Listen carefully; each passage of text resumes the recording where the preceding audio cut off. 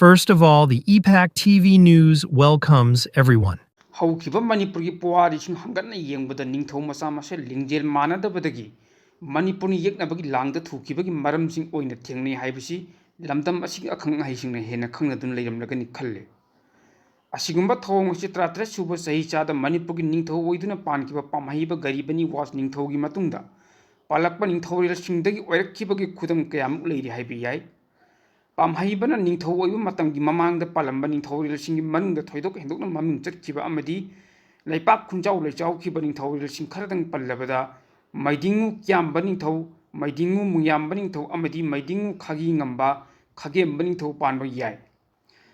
Adubu my dingu Sarai on Banitogi Matung Haibadi, Pamhaibagi Matung the Palak Banito sing Ayamba, Ningto Masin Manau sing Lingjel Manabiyu Ningto Kupa Munabagi Watokna. Laipak Kangkong Usai Maras Jet Palinga Oibungam Dabana Singbook Kayana, Pictan Kibagi Wari Nak or Kibaki Manipuki Ninkat and Mamang Nabagi Asoba Maram Oiki IBC, Manipuki Puari Nainaba, Akang Aishin Kangadun Lady.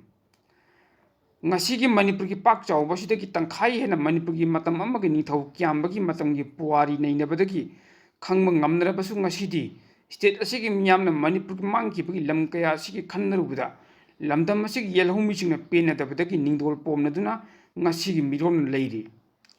Nakalam Romda, Kumzal Singamakasama Panifutariki Matung Hybidi Manipuna Barata Tilabagi Matam the Ladamba, Lamdam Masik Parks over Naina Drabasu, Manipulam Kai Nasina Myanmar Aduka, Matam Amagi Barmaga Tainaba Kabo Tampak Kabo Beliasi, Indiagi Ahand Prime Minister Oyamba Jawala Nehrugi Matamda.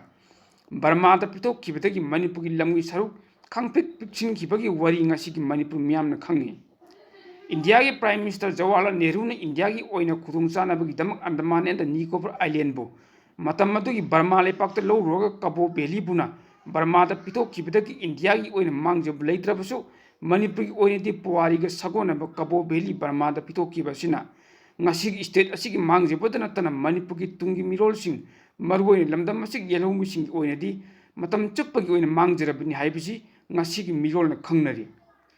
Aduga Nasing Asimak Manipuri Puari the Kaudan Lady by Anglo Manipur War Toki by Sika Horpamso, Ningto Kuba Munaba Amadi Ningto Mochin Mana Lingjel Manabiyu Hibisi, Nasigi Mirol na Kangi.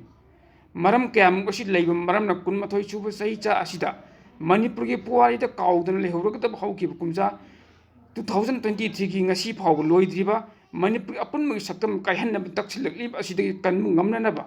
Manipur upon my Satam Kahan the Nabaki Damak the Lamdam Masik Yellow Missing Punamagna, Lingjel Manan, Indiagi Langak the Takshin Biabatashin Lamdam Masigi, Puarising Kangan Bagaloinana, Ningsing Matok Trouble Matamdaki like level Puarising upon my Satam Kahan the Nabatamnab Lingjel Manabataksin Minasi Hibisi, Miang Apambani.